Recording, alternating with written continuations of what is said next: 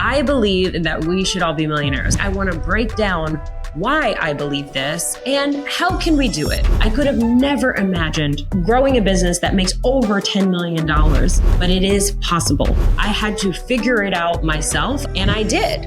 And it worked. And so now I have created a blueprint that I have taken literally thousands of clients through. No one is coming to save us. I think that has been made quite clear. How about we save ourselves? Let me give you the blueprint for becoming a millionaire. You want to make more money? You are in the right place. Welcome to the Hello Sven podcast. That's seven as in seven figures. I'm your host, Rachel Rogers. Welcome back to another episode of the Hello Sven podcast. I am your host, Rachel Rogers, and I am delighted to be here with you today. And I'm wearing my favorite bananas sweatshirt. So that means this episode is going to be what? Bananas. So today we're digging into why we should all be millionaires. I believe that we should all be millionaires, and I believe it so much that I literally wrote a book about it called We Should All Be Millionaires. And so today I want to break down why I believe this and how can we do it? What is the pathway? What is the blueprint for becoming a millionaire? Then we're going to wrap things up with real life stories of financial transformation. I'm going to share some of the stories of my clients who have gone from struggling and stressed and not making enough to millionaires after following the blueprint that I'm going to give you today. So you won't just hear a set of ideas or a pathway, but you'll have proof that it actually works. Are you ready to get started? Let's do this. I want to actually start by talking about what's in your mind, right? Millionaire mindset comes first. That's why the first chapter of my book is called $1 Million Story, because it's all about identifying what is the story that you're telling yourself that could be preventing you from becoming a millionaire. It could be preventing you from having the financial freedom that you want and the lifestyle that you want. We can have all kinds of crappy stories operating in our head, and sometimes in the background, we don't even notice. For example, we might think that becoming a millionaire is only for certain types of people, and that it's not actually possible for you because you don't fit that type. We might also think that wanting $1 million is greedy, and that wanting wealth or wanting to earn more money is only for greedy people, and we don't want to be greedy. Another misconception about money and potentially becoming a millionaire is that making money is hard. We believe that making money is incredibly difficult, and we make up these stories about how hard it is, and so therefore we don't even try. We talk ourselves out of it before we even attempt it. So do you identify with any of those stories? Have you ever told yourself that? If you have, those are some of the things that are getting in the way. It all starts with mindset. So you have to be honest with yourself. If you want to be a millionaire, you got to be honest and say, this is what I want. And I want you to understand that this is not about greediness. This is not about only certain types of people can become millionaires. And maybe that's true. The only types of people who become millionaires are people who decide that they want to do that. Unless you inherited money, unless you're born into money, right? The only way you're going to get money is to decide that you want it and to put the work in to make it happen. So if you are the type of person who has decided or who wants to decide that they want to be a millionaire, then you are the type of person that can become a millionaire. And here's the thing I want you to know most of all. Becoming a millionaire is not about the money. The money is a tool.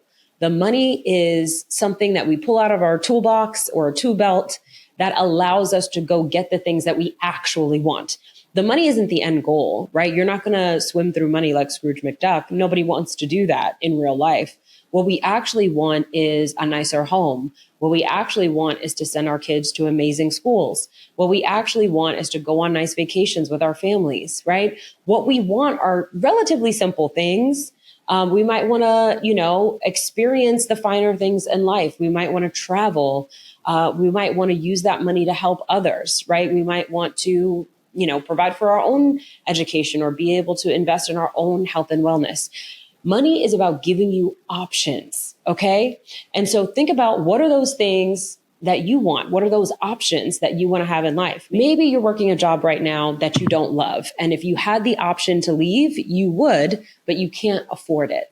And so if you understand the Millionaire Blueprint and you understand how to make money whenever you want, then you have the option to leave that job if you no longer want to be there.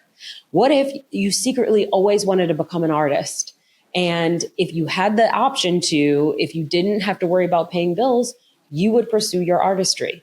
Well, you could find a way, and I'm going to teach you in just a moment, on how to build wealth, how to make money on your own outside of a 9 to 5. And that would enable you to pursue your art. Or maybe you're living somewhere you wish you weren't, or maybe you're dealing with situations you wish you weren't, and money could change the game for you. Money would make things possible that currently aren't possible. So that's what money is about. It's about who you love and taking care of them, including yourself, right? It's about health. It's about peace. It's about joy. It's about all the good things that you want in life. And that's what money can help you achieve, right? So money in itself isn't the end goal. It's about what money can provide for us, you know? And I know people say money doesn't buy happiness. That is 100% correct. Money does not buy happiness, but money can buy a lot of things that can put you in a position to be happy. For example, money can buy therapy. Okay. Therapy has done a lot to bring more joy into my life. Okay. I have to tell you, money can buy travel experiences. Money can buy more time with family, so you don't have to work as much, right? Money can buy all kinds of things that can make you happy. So please understand that, yes, money in itself cannot buy happiness, but money can definitely get you closer to happiness. And I will tell you, I have been poor and I have been wealthy, and I choose wealth. I find wealth to be better and more fun. Let's talk about the importance of building wealth for historically excluded communities specifically. ROI, the Millionaire Summit, is back for the third time. It's happening in January 2025 for entrepreneurs that are looking to grow a 7-figure business and beyond. We'll have amazing speakers, incredible networking, lots of connection, community, and fun, and actionable steps that you can take to get a return on your investment in this amazing event. It's all happening January 15th through the 17th in Orange County, California, right outside of LA, so easy to fly to. And what's really special about this year is that we are including luxury accommodations with your ticket. That's right, you don't have to pay an extra fee for a hotel room. It's all included in your ticket. But these rooms will sell out and tickets are going fast. And the price goes up every week. So you will be rewarded for taking quick action. So make sure you go to hello7.co/ROI to get your ticket. So my personal mission is to empower women, empower Black people, empower people of color, empower queer people, empower people with disabilities, basically everyone who has been on the margins and by society, right? Everyone who has been on the margins of society, everyone who has not been handed opportunity or for whom opportunity has been extremely challenging to acquire historically. These are folks who are historically and systemically kept from wealth. Okay. So understand that if that is your identity, or maybe you have more than one of those identities that I just mentioned, then you are probably somebody that would struggle to get a loan, that would pay more for a mortgage or a loan than, for example, a straight white man would. You are somebody who literally the systems that are created in our society have been built in such a way to prevent you from building wealth. Okay. That is just a fact, and it's what's true. And there's a whole chapter about it in my book. Okay. Even I'll give you an example. Women couldn't have credit cards until the 70s. Okay. So women could not have a credit card in their name until less than 50 years ago. Isn't that absolutely bananas? So that's just one example. Another example is redlining, which was a process in real estate that prevented Black people from becoming homeowners. And so it goes on and on and on. There are so many examples like that in our American government specifically, but it's true in other places as well. And so that is why some of us do not have wealth. That's why our parents didn't have it. And that's why we don't have it, because literally society is built in a way that doesn't make it easy for us to get it.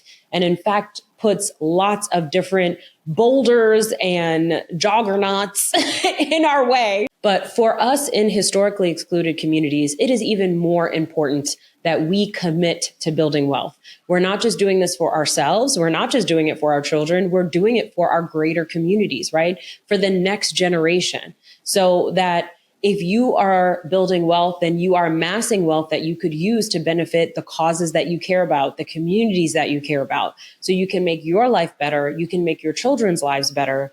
And then you can make many people from your community's lives better as well. So that is what is possible. No one is coming to save us. I think that has been made quite clear.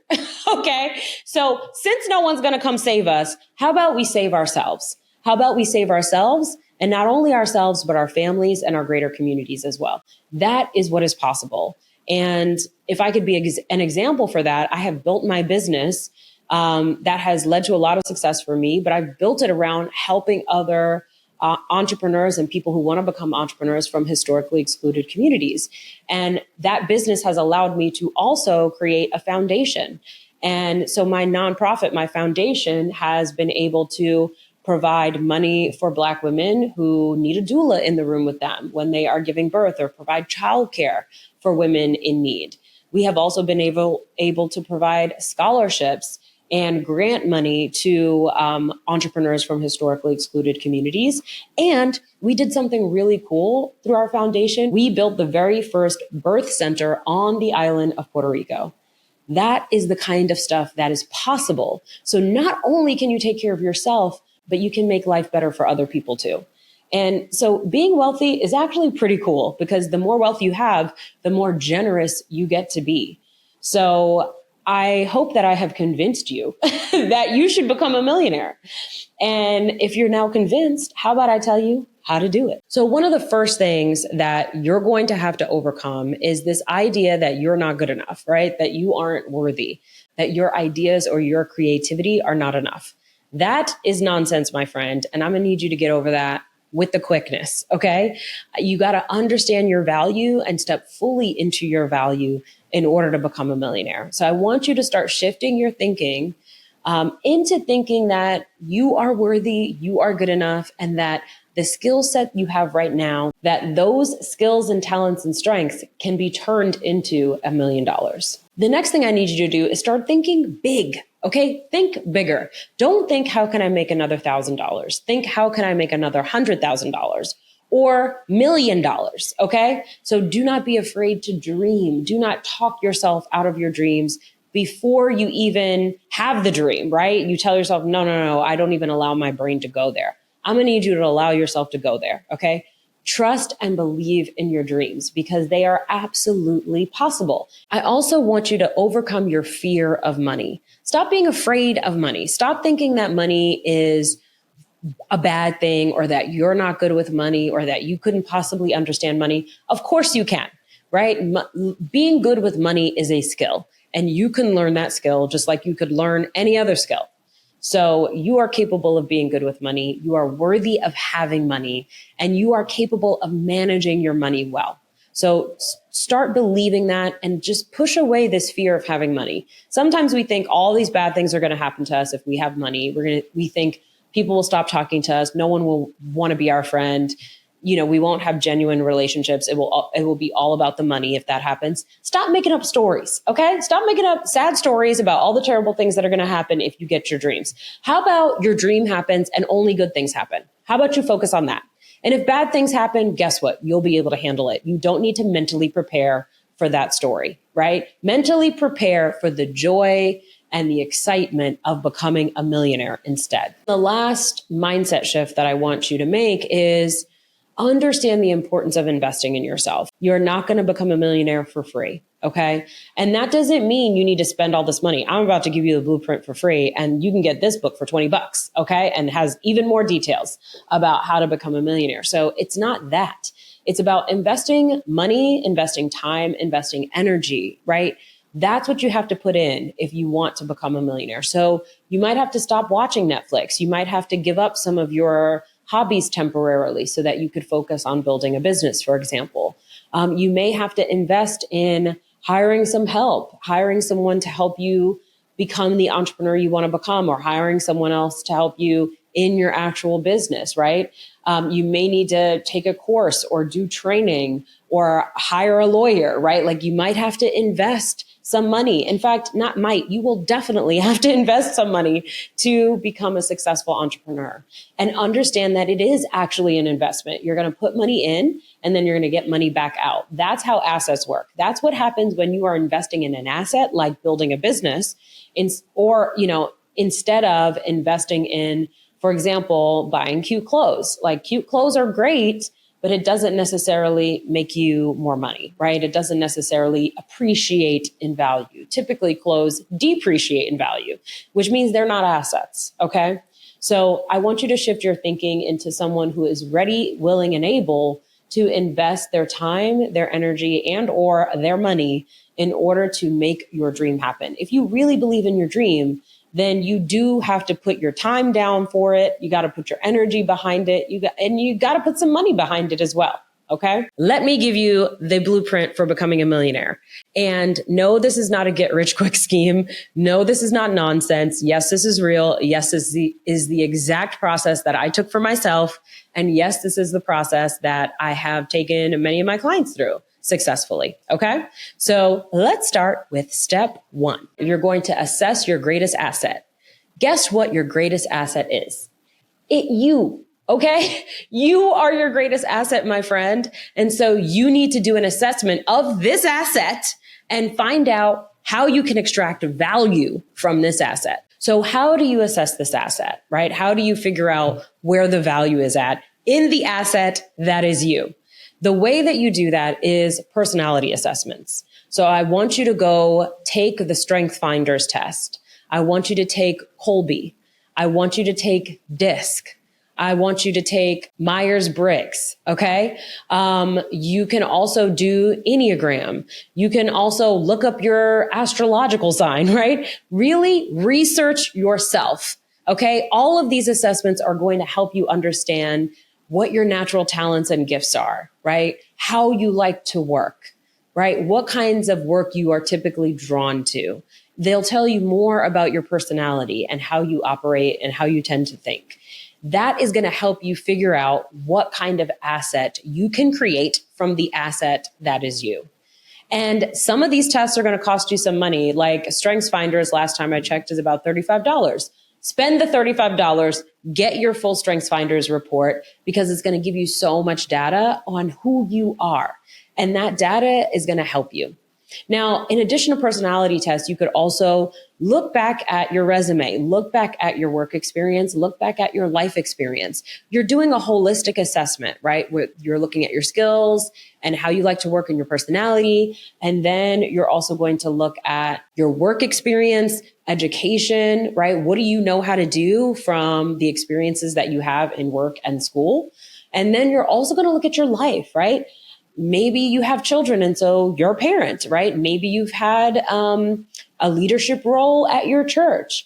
Maybe you've been divorced and so that's an experience you've had, right? So maybe you have ADHD and so you have experience operating with ADHD, right? So look at your life experience, your work experience, and then you're going to do these personality assessments and really dig in to you, right? Do a full deep dive on yourself. Okay. Now that you've done all of these assessments, what you're supposed to do with it?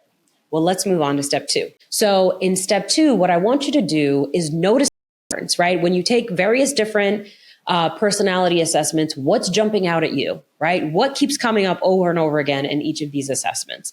As you're looking at your work experience, what are some of the patterns you notice? What kind of work did you really enjoy and what kind of work did you hate? When you look at your life experience, what jumps out at you? What are you passionate about? What do you care about? What do you wish you never had to do, right? Just taking a look at all of that information and then notice the patterns that are there and notice what's coming up for you. And what you might discover is like, oh, I've always wanted to do this particular type of thing, or I've always been drawn to this particular type of work. So I want you to take all the information that you have and use it to come up with an offer. So you're going to take all this information and come up with a service or product that you can deliver to others using your natural talents and skills. And here's a tip. I really want you to focus the offer on your talents. Notice I'm not saying go see what industries are hot right now and create an offer around that. And there's a reason why I'm not saying that. Because typically the offers that are out there that are hot right now are not aligned with your natural skill set. And if you are trying to become a millionaire, trust me, this is not going to work. When you try to tap into a hot industry that you have no passion for, no interest in, and your work style or your talents do not align with it, what's going to happen is you're going to peter out. You're going to quit before you ever get to $1 million. So instead of chasing what's hot, I want you to chase what is exciting for you. What's hot for you, right? What are you hype about? What's the work that you would love to jump out of bed and do every single day, right? And I want you to create an offer around that. So if you notice the patterns that you are a people person, you love being with other people, you love teaching other people, you love being in front of a room full of people, you love to socialize and engage, you love connecting people, for example, then if that's what comes up over and over again, then you might think about what kind of offers could you create around connecting others or around teaching. Maybe you become a public speaker. Maybe you start your own podcast, right? And that's something that you would really love to do. Maybe you become some kind of broker where you connect buyers and sellers. So anything that would have you connecting with people all day long might be the kind of offer that you want to do. And of course, you're going to use all of this information to really narrow it down so that you can get clear on what kind of service or offer you want to create. And the other thing I want to say about this too is trust your instincts. You don't need 12,000 people to validate what you want to create.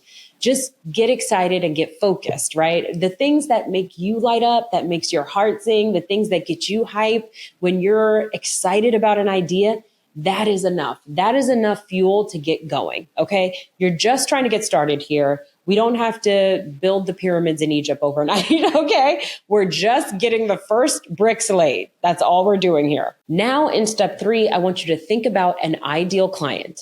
Think about a person who would benefit from the service or product that you just created in the last step, right? The one that you came up with. Maybe you didn't even create it yet, but who needs it, right? Who needs that service? For example, one of my clients is a dating coach. He is a Black gay man and happily married with adorable, beautiful children. And he is a dating coach specifically for women. And he guides women and coaches women as they're engaging in relationships through dating apps or in other ways, and gives them guidance to find their right partner. And he has matched so many of his clients with their person and watched so many weddings happen as a result. So he is the type of person that loves to be a connector. And he also loves to pour into people and help them understand their value and help them understand how to build relationships, how to be in relationship. And so that skill set has allowed him to take his skills and offer it for women who might want a male perspective on the way that they are approaching dating. So that is one example. So you are looking for an ideal client that will experience a transformation from your offer, that needs what your offer provides, that would be enjoyable for you to work with, and has the ability to pay you. Yes, that is a requirement. Remember, we're here to make money. So if the ideal client that you want to work with cannot afford to pay you, then that is not your ideal client. Your ideal client can afford to pay you. So make sure that you're choosing an ideal client that is willing and able to pay for your service or product. Now it's time to price your new offer. And dare I say, it's $1 million offer. So the way you're going to price your offer is based on value, not on time. So if you are helping someone with a web design and it would take you 5 hours to complete the design and you charge $50 an hour, that would be $250 for the website design, right? But let's say you get better and better at creating websites the longer you are a designer. Then it would only take you 2 hours maybe to do a website. And now you're making less money. You see how that works? If you charged hourly and only had to work 2 hours to complete the work, now you're only making $100. That doesn't make sense. When you get better at a certain thing, you should be paid more for it, not less. So hourly is not the way to go. You want to price based on value. What is the end result that your ideal client is going to get? What is that transformation they're going to experience from your service or product? And what is the value of that transformation to that person? That's what's going to help you understand how to price your services. Okay. So let's go back to the website design. The person who's hiring you doesn't care how long it's going to take you. Okay. They're not really thinking about the 5 hours you're going to work. They're thinking about, once I get this new website, I can launch my new thing into the world and I can share the work that I want to do with everyone. And it's going to enable me to make money as a business owner, right? So how much money? Well, the website can almost operate as a salesperson and bring in clients and help more people learn about the service or product that that person might offer, right? And so that has a significant amount of value. Think about it. If someone was running $1 million business and their website was responsible for bringing half of that money in, that's $500,000 of value. Are you going to charge $250 to bring in $500,000 of value to someone's business? I hope not. Think you could charge a lot more. How about $5,000, $10,000? I have actually paid as much as $50,000 for a new website for my business because that's how valuable it is to me. So if you understand the value, then you will understand that something is worth $50,000 instead of $250. Okay. Let me tell you, that lesson alone, you owe me money now. Okay. In step 1, you've assessed your greatest asset, you. Okay. And then in step 2, you've taken all that data from assessing yourself and discovered what the service or product that you would like to offer is. And then in step 3, we figured out who is your ideal client. And in step 4, we've come up with a price. Okay. Now we are ready to announce this offer to the world. Now we're ready to get out there and get some clients. So how are you going to go about doing this? Do you have to have a massive Instagram following? Do you have to have a YouTube channel with 1 million followers? Do you have to know the editor of Forbes and the CEO of Nike? No, you do not. All you have to do is reach out to the people you already know. You already know at least 100 people. 100 people know, like, and trust you. And while they may not be your ideal client, they may know who your ideal client is. They may have friends or neighbors or cousins who are your ideal clients. And so what you're going to do is create a list of 100 people you know, whether they are your neighbors, your aunties, your friends, your former classmates, your current coworkers, literally professors that you've worked with, everybody that you know that you can email them or get their contact information and reach out. Okay, so 100 people who already know who you are. And here's what you're going to do. You're going to write an announcement that says, hey, I've created this new product or this new service. Here's what it is. Here's how it can help. And here's who it's for. And you're going to be specific about the problem that it solves. That's what you're going to include in the announcement. And then you're going to make 2 asks. You're going to request 2 specific things. 1, you are going to ask them to hire you. You're going to say, if you need this product or you need this service, please hire me. I'd love to work with you and help you solve this problem, right? And then if you are not a person that needs this product or service, please go to option 2. And in option 2, what do we want them to do? We want them to share it. Please share it with someone who would benefit from my products or services. Okay, that's what you're going to ask. You're going to ask them to hire you, or you're going to ask them to share about your business with other people they might know. And that is how you're going to get your first few clients. Just your willingness. Remember, I said you're going to have to put your energy behind it, right? And you're going to have to take a little bit of a risk. It might feel a little uncomfortable, but announcing your product or service, announcing this new business that you're creating to the world, right? And your world being 100 people who know you, they are going to be supportive. Okay. Now there might be some people who are like, who do you think you are? And guess what? You take them off your list and you don't talk to them anymore about your business. And then you continue to focus on the people who are like, yay, that's so exciting. I actually do know someone. Okay. Why am I telling you to do this? Because this is literally how I started my business. Okay. It works. Now, the last step is step 6, where you get those clients after you do that announcement, and you might have 1, 2, or 3 couple clients come in, and you start working with those clients and start serving them, and it grows from there. Okay. That is how you get the party started. That is the blueprint for becoming a millionaire. And that is the step-by-step process where if you don't have resources, if you don't have a network, if you don't have cash in the bank, if you don't have the things that you think you need, if you don't have business knowledge or education, just following those steps is enough to start generating revenue for yourself. And it'll start out as a little, and then it'll get bigger and bigger and bigger as you keep going. When I started my business, I wanted to make $41,000 a year. That's how much money I needed to replace my former salary. And I did 60 grand in the first year. So I blew that number out of the water. And then several years later, here I sit running an 8-figure business. I could have never imagined growing a business that makes over $10 million back when I started. But it is possible, I promise you, but you have to begin. So that is your blueprint for getting started. Now, if you're feeling skeptical, I want to share a couple quick stories with you. First, I want to tell you about my client, Rosina. She came to me as a solo lawyer. Okay, so she became a lawyer and she was working on her own. She had her own practice and she was working with clients and she was working around the clock. She was working so much that she was actually worrying me because she was overworking so much because she wanted to be successful and she wanted to grow her business because she wasn't making as much money as she wanted to be making. She was making low 6 figures at the time. And then she joined my mastermind. We worked together for some time. She started building her team. She started relying on more help. She started working less. And through Rosina's hard work and following this blueprint, she became a millionaire. And now she is running a multi-million-dollar law practice and absolutely crushing it. Okay.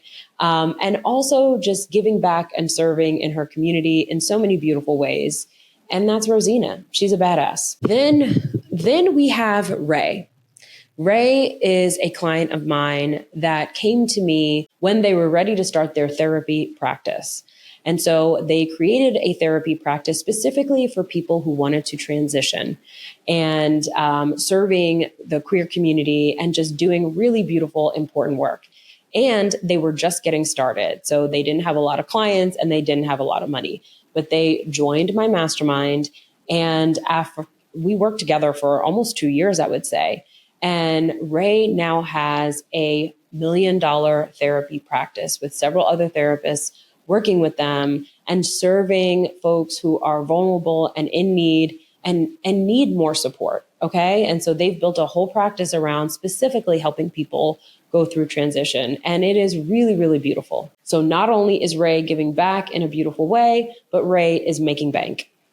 And then lastly, I want to tell you about my client, Nicole. Nicole was working a corporate job in finance. She was either a bookkeeper or doing something, some kind of financial work for a company, okay, making $60,000 a year. She had a really long commute every day where she had to drive an hour and a half every single day to get to work. And that meant a lot of time away from her children, especially her son who has autism. And she wanted to spend more time with him. And she wanted to be there when he was experiencing his therapies, but she couldn't be there because her commute was so incredibly long. Well, Nicole joined our program and she worked with us for several years as well. She's still working with us actually to this day. And within a year, she was able to quit her job and made over $200,000. And so she was able to work from home. She was working way less and she was able to be there with her son when he was getting his therapies and just spend more time with him. Now she's working towards becoming a millionaire and building a $1 million business. And what did Nicole create? She created a bookkeeping service specifically for entrepreneurs who struggle with the financial side of running their business. And so she's helped so many people get their financial life together. And in the process, she's also created freedom for herself. So you see in all of these examples, wealth and helping people go together, right? They're not disparate things that can never touch each other. In fact, I think you can help more people when you build wealth. Well, now I've given you the Millionaire Blueprint for you to get this party started and start walking down the pathway of building wealth. And if you want more where that came from, I have an amazing course called We Should All Be Millionaires. It is based on the book. So first of all, get the book, okay?